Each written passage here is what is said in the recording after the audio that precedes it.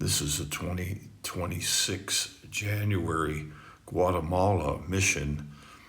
We flew with nice accommodations to Guatemala City Airport from Pittsburgh and Houston, and we got on the ground about an hour to Antigua, and you could see the next day. These are examples of what the street life was like in Antigua, and it's a mixture of a very modern tourist city and still poor areas. You can see El Fuego spewing smoke there, the volcano in the distance. And we made it to our guest house that we rented, an Airbnb. You can see this is the entrance to the section of buildings, and then we had one of the houses inside. It was nice. There's Mercy and our team of Eric and Philip and I settling in, having a meal together there.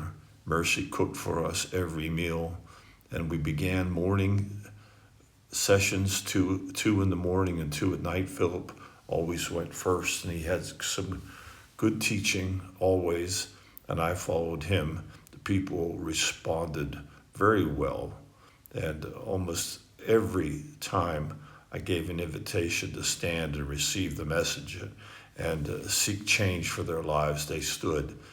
And there's our translator, Mariella. She does a nice job, has a heart for the Lord, really wants to serve any way she can, and she is a good translator for us. That's Pastor Orlando Santos.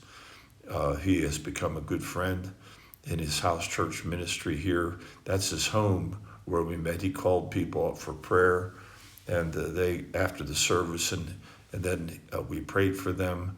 And this is our another picture of our team, minus me taking the photo. And then we had evening services. We would start again, and each service was a little less than 2 hours with both of us teaching. Philip, again, brought a good message, and then I followed him, as always. And the people are just hungry. They're relatively new believers, but they would respond at every invitation to receive the word. You could see it on their faces and their body language that they really were soaking in.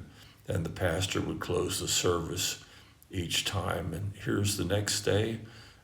Again, it was morning and evening, and the people responded again after each teaching.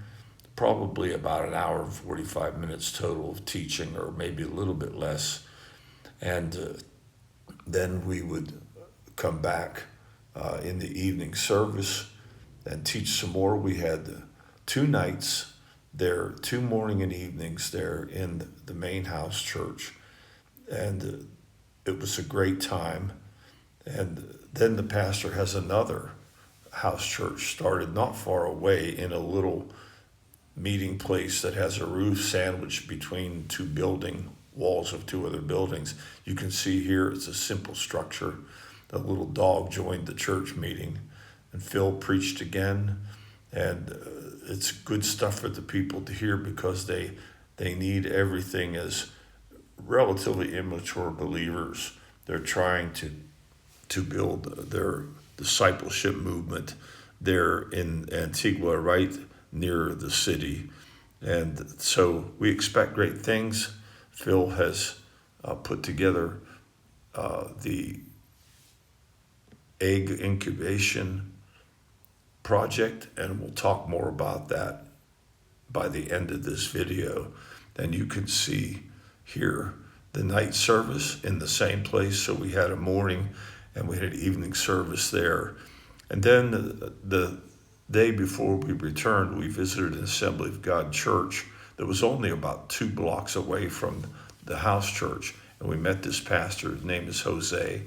And we had a time of just sharing together and explaining what we do, and asking him if he would be interested in having us come and minister and perhaps begin some of the projects. So he's going to look at the project of the other church pastor. So after lunch one afternoon, Phil taught the pastor and his wife how to set up and the basics of the egg incubator, and they were very interested, and we were planning then the next day to go set it up in the pastor's house. So we took the time during the week for Phil, who brought this egg incubator that will really benefit them. It can produce up to 400 baby chicks a year. And here we have about 20 eggs. He's showing them how to set it up, how to see the chick develop inside the egg. And he had them all set up that in 21 days, we're hoping for a good result from the first batch of fertilized eggs. In the final service in the evening on Thursday night, we went to a different house church we've not been to before from the same group of house churches, and we both shared our message again.